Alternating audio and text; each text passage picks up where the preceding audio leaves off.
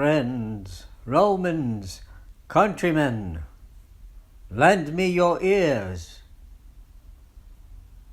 I come to bury Caesar, not to praise him. The evil that men do lives after them. The good is oft interred with their bones. So let it be with Caesar. The noble Brutus hath told you Caesar was ambitious. If it was so, it was a grievous fault, and grievously hath Caesar answered it. Here, on the leave of Brutus and the rest, for Brutus is an honourable man, so are they all honourable men, come I to speak in Caesar's funeral.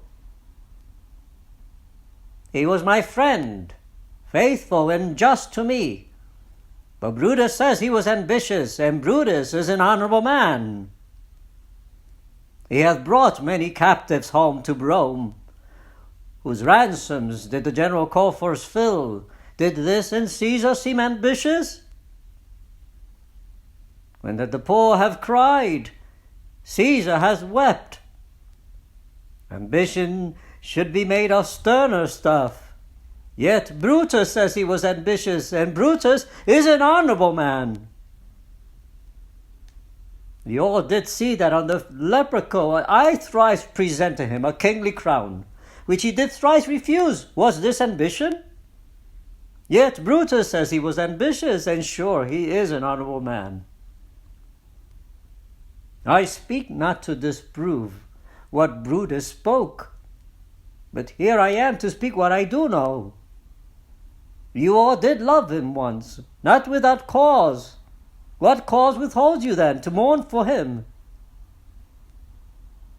O judgment, thou art fled to brutish beasts, and men have lost their reason. Bear with me.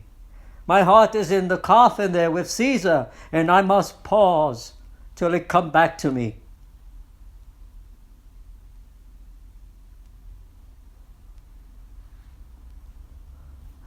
But yesterday, the word of Caesar might have stood against the world. Now lies he there, and none so poor to do him reverence.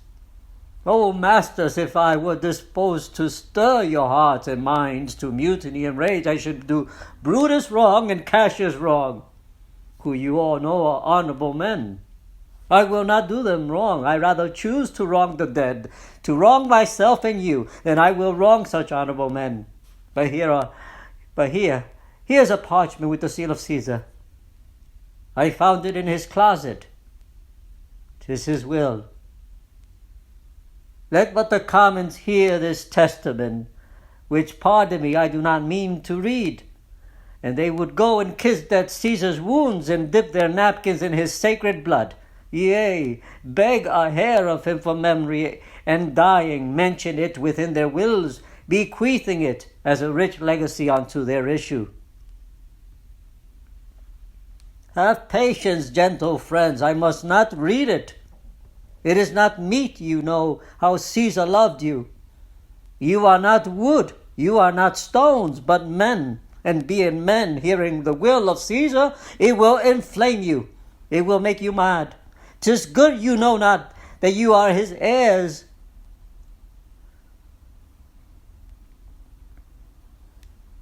Will you be patient? Will you stay a while? I've overshot myself to tell you of it. I fear I wrong the honourable men whose daggers have stabbed Caesar. I do fear it. You will compel me then to read the will? Then make a ring about the corpse of Caesar, and let me show you him that made the will. Shall I descend? And will you give me leave?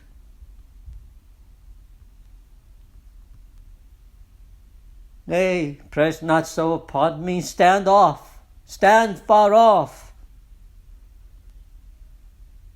If you have tears, prepare to shed them now. You all do know this mantle. I remember the first time ever Caesar put it on. 'Twas on a summer's evening in his tent. That day he overcame the navy. Look, in this place ran Cassius' dagger through. See what a rent the envious Casca made. Through this the well-beloved Brutus stabbed. And as he plucked his cursed steel away, mark how the blood of Caesar followed it, as rushing out of doors to be resolved if Brutus so unkindly knocked or no. For Brutus, as you know, was Caesar's angel. Judge, O you gods, how dearly Caesar loved him. This was the most unkindest cut of all, for when the noble Caesar saw him stab, ingratitude, more strong than traitor's arms, quite vanquished him.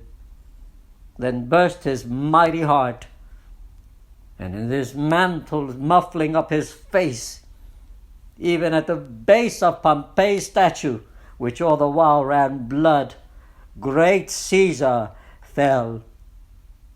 Oh, what a fall was there, my countrymen! And I and you and all of us fell down, whilst bloody treason flourished over us. Oh, now you weep, and I perceive you feel the dint of pity. These are gracious drops. Kind souls, what, weep you when you but behold our Caesar's vesture wounded? Look you here. Here is himself, marred as you see with traitors. Stay, countrymen. Good friends, sweet friends, let me not stir you up to such a sudden flood of mutiny.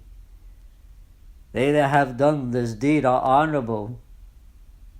What private griefs they have, alas, I know not, that made them do it.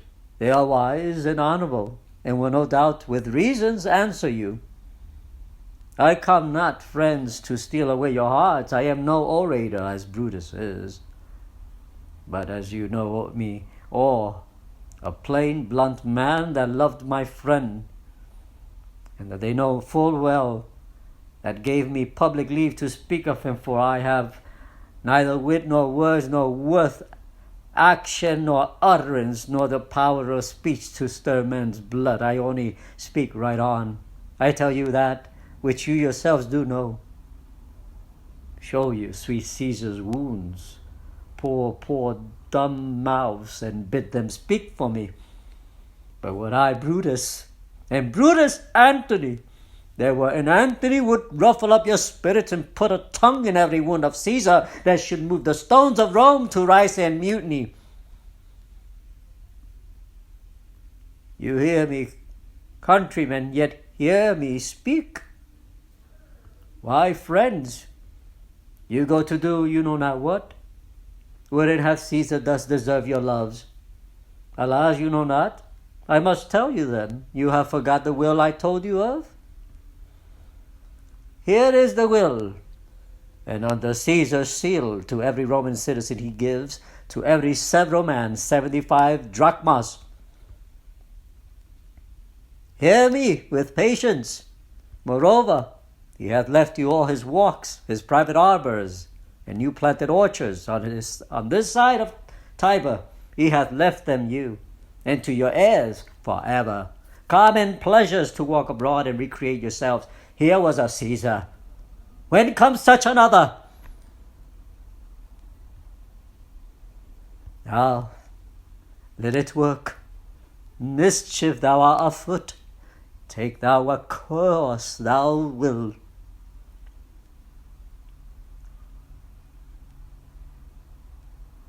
Thank you for listening.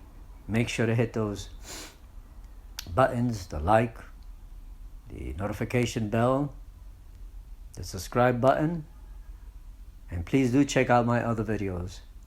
Thank you for listening and have a nice day.